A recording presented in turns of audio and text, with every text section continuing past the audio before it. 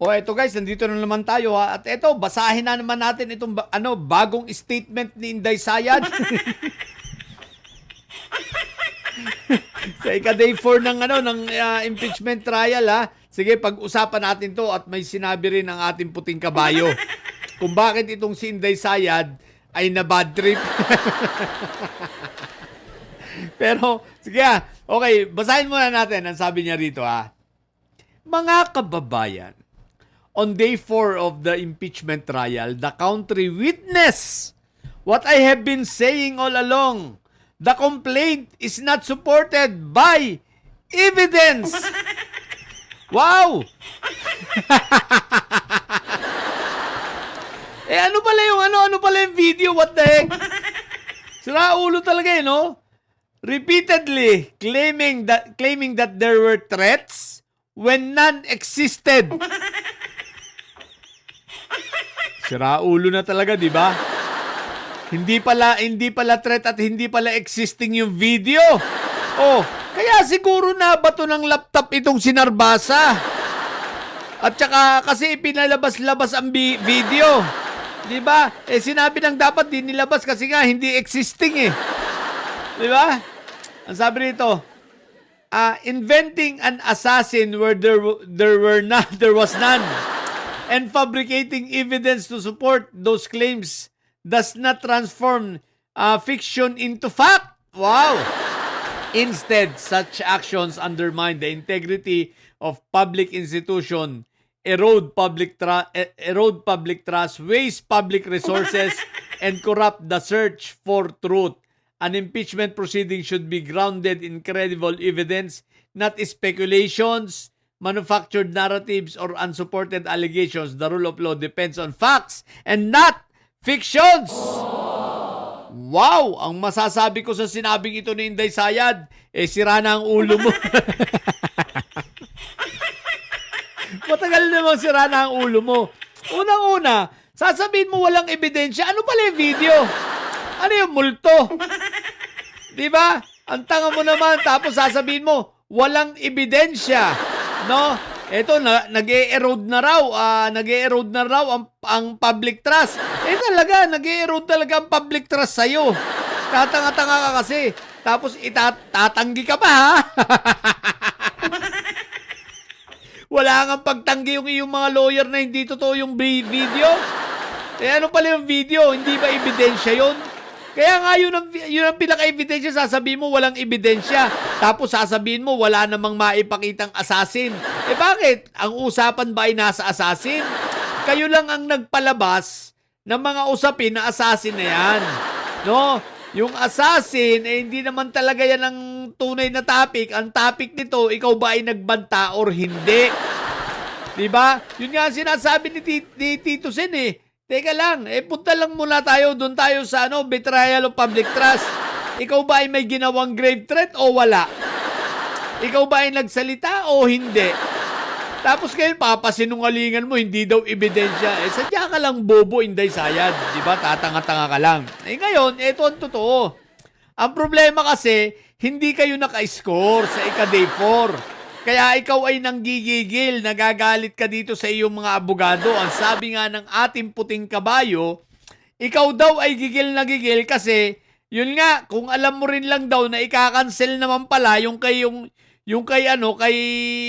Sulayka na pagharap dyan, bagamat ikaw ay natutuwa at hindi nga iniharap, pero kung alam mo rin lang daw na ganun ang mangyayari, di sana daw ikaw ay tumuloy. Tumuloy sa paglalayas. Kaya nagagalit ka, di ba? At naudlot yung iyong paglalayas. Di ba? Nasira lang schedule mo. Oh. Takot na takot ka kasi. Bakit ba hindi ka tumuloy? Pwede ka naman tumuloy. Nung maalaman mo na si Sulayka, sinumpena, akala mo, baka magsalita. Dahil sa... Huwag kang mag-alala. Hindi lang kailangan si Sulayka dahil yung mga informations na gusto na makuha sa kanya, ibinigay na ng mga abogado mo kasi nga mga bobo, di ba? Ang isa pang kabiguan, kaya galit daw ito si Inday Sayad, hindi nila na anong tawag dito, na i-divert kay Congressman Martin. Ang usapin, di ba hindi nyo nahalata guys ha? Laging ang direksyon na nitong pagko-cross-examine nitong si OJT Vinluan, ang direksyon lagi, bukod kay PBBM at kay Lisa First Lady, ang tinutumbok na talaga nila, si Congressman Martin, na hanggang ngayon si Inday Sayad ay gigil na gigil. Dahil nga, sabi ng ating puting kabayo, kung hindi lang dahil kay Kong Martin, di sana natuloy na yung plano nila. Natuloy na yung plano nila Unanay, na ma-impeach si PBBM bago pa lang, nung 2023 pa lang. Ang problema, hinarang ni Kong Martin. Hindi sila makakakuha ng maraming boto kasi ang laki ng ang laki ng grupo ng lakas di ba? Talagang malakas yung lakas. So sa madaling salita, hinarang ni Kong Martin niya, kaya nga na-demote itong si Unanay di ba? Yan ang dahilan kaya sinusuportahan ko si Kong Martin dahil hindi rin lang dahil kay Kong Martin, malamang nung 2023 pa lang sobrang gulo na. At malamang-lamang baka ma-impeach si PBBM nun. Dahil nga sa malakas-lakas pa si Inday Sayad doon kasi hindi pa lahat nabibisto yung kanyang mga confidential funds. So yung mga taga Mindanao na congressman naniniwala pa rito kay Inday Sayad noong panahon yun. Kaya mas mahirap. Kaya ako nagpapasalamat kay Kong Martin, talagang binakapan niya at talagang tinindigan niya si PBBM na para ipagtanggol at hindi magtagumpay ang kawalang hiya nito ni Unanay at saka nito nila Inday Sayad, di ba ga? Kaya nga di ba nagwala sila nung simula nung ma-demote si Unanay, yun yung panahon na bigla na lang sinabi ni Inday Sayad ng tambaluslos, di ba? At doon na lumabas na ang kanilang mga pagrarally ng maisog, sinabihan si PBBM na gumawa ng mga video kung ano-ano, lahat ginawa nila para mapabagsak si PBBM. Matibay nun ang kongreso ng panahong yun. Diba? Hindi nila kaya si Kong Martin. Kaya ngayon, etong usapin na ito, isipin nyo, dinadivert, ang layo-layo ng usapin. Tanong ba naman habang nagko-cross-examine, tanong ba naman ng OJT dito kay Lotok ikaw, naniniwala ka ba sa sinabi ni Inday Sayad na corrupt si Kong Martin at si BBM? Parang ganun Tinatanong si Lotok, maliwanag naman ang sagot ni Lotok, wala siyang idea. Wala siyang personal knowledge. Di ba? Kaya nanggigil di ba? Ano yung sinabi niya? Parang, ikaw yun. Parang ganun kaya naging bastos ito si kasi gigil na nga ang order sa kanya nitong si Inday Sayad, ang order sa kanila, gibain si Martin, ipalabas na ang assassin ay wala naman talaga, walang ebidensya ng assassin. So ibig sabihin, dun nila dinadala ang usapin. But very unfortunate for them, hindi sila nagtagumpay. Bakit?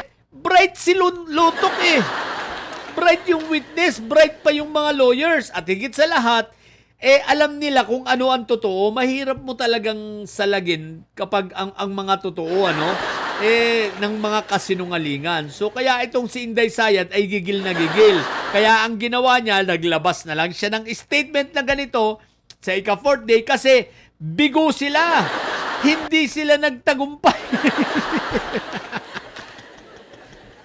Kita mo pa 5-0 na. 4-0 pa lang pero gawin na natin 5-0 yan. Advance nga kami mag-isip Mamaya, wala na yan. 5-0 na nga, di ba? Tama, 5-0 na pala. 6-0 pala mamaya, di ba? Hindi, mamaya wala. Mamaya, itong mga, tingnan natin kung ma-approve yung pagsubpena sa mga bank records sila. Anyway, yun ang dahilan, okay? Kaya, believe tayo kay Kong Martin. Thank you sa iyong serbisyo, Kong Martin, sa pagtatanggol sa Pangulo. At Inday Sayad, umiyak ka na lang na hinayupa ka. Sa mga bubutitilis at may sayad dyan nyo, ang tatay nyo ay preso, ang BP nyo ay bobo. Manatili kayo mga bobo at may sayad sapagkat ang may sayad ay laging high blood. Bye!